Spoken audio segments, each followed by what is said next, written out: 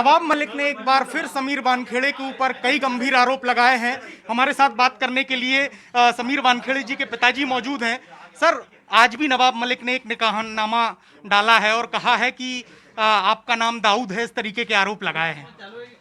मैं पहले से मेरे गांव के मेरे बड़े भाई ने, मेरे भतीजे ने, सब लोगों ने बताया कि मेरी जात क्या है, मेरा नाम क्या है, सब सर्टिफिकेट दिखाए है। मेरे सामने भी सर्टिफिकेट है, ये भी देख सकते हैं। मेरा दाऊद नाम नहीं है और प्यार से कोई भी कुछ भी बोल सकता है किसको। मेरी मिसेस मुस्लिम थे, मेरे दोस्त लोग मुस्लिम हैं, कोई बोल सकता है कि भाई दाऊद है या कोई अमन है, कोई अनवर कुछ है, मुन्ना है, कोई भी प्यार से बोल सकता है कोई। सर, लेकिन जो निकाहनामा है वो तो एक ओरिजिनल दस्तावेज होता है, तो उसमें आपका नाम दाऊद लिखा हुआ है, यानी कि बताया ये जा रहा है कि आप मुस्लिम थे, फिर बाद में सर्विस के लिए उन्होंने एससी रिजर्वेशन का उपयोग किया। नहीं, जब मैं खुद ही एससी हूँ, जब पैदाइशी मैं एससी हूँ, तो मेरा बेटा मुसलमान कैसा हो सकता है? और मुझे तो उर्दू कुछ आती नहीं है, क्या लिखा है मुझे मालूम नहीं है। साइन भी किया होगा लेकिन उर्दू तो मुझे आती नहीं है, वो क्या लिखा मुझे मालूम नहीं। साइन भी किया होगा, लेकिन अगर ऐसा भी हुआ तो मेरे बेटे ने मेरे मिसेस के खातिर, क्योंकि वो मुस्लिम थी, उसके खातिर निकाह किया।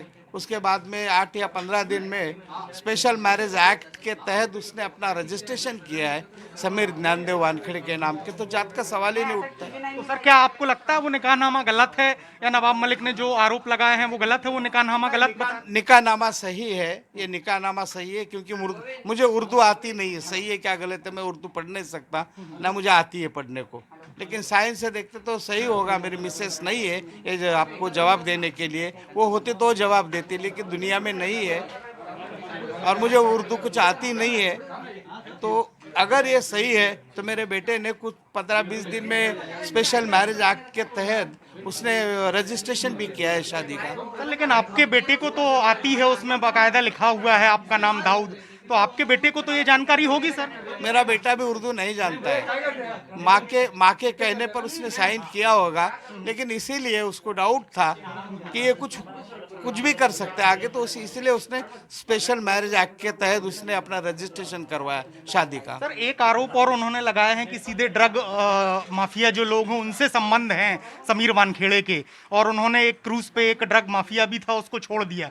इन आरोपों पर क्या कहेंगे सर? सीधे सीधे आरोप उन्हीं के ऊपर लग रहे हैं। ये तो समीर का डिपार्टमेंट का ये है, क्योंकि मैं इसमें कोई इन्वॉल्वमेंट नहीं है मेरा, ना मैं उसके डिपार्टमेंट में जाता हूँ ना जानता हूँ, लेकिन आरोप है सरासर सही गलत है।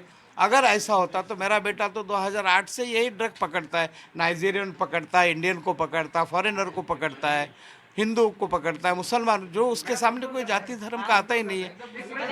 आपको नहीं लगता कि सर एग्जाम के लिए उन्होंने एससी का रिजर्वेशन का कोटा का इस्तेमाल किया? पहले मुसलमान बन गए और उसके बाद जब एग्जाम देना था और नौकरी पानी थी तो उन्होंने एससी का इस्तेमाल कर लिया। जब मेरी मुसलमान लड़की से शादी हुई, जब मैं एससी होके मैं मुसलमान, मेरा बेटा कैसा हो सकता है? आप बता सकेंगे मुझे? अगर मैं एससी हूँ तो मेरा बेटा मुसलमान कैसा होगा? बता सकते हैं आप?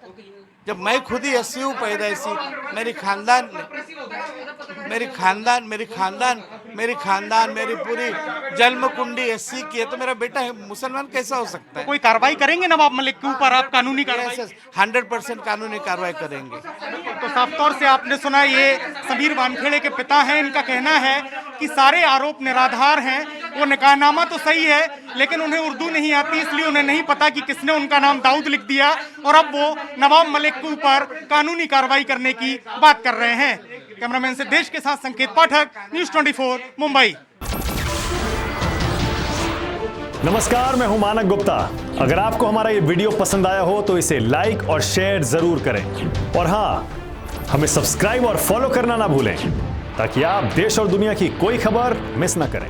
तो जुड़े रहिए हमारे साथ और देखते रहिए न्यूज़ 24।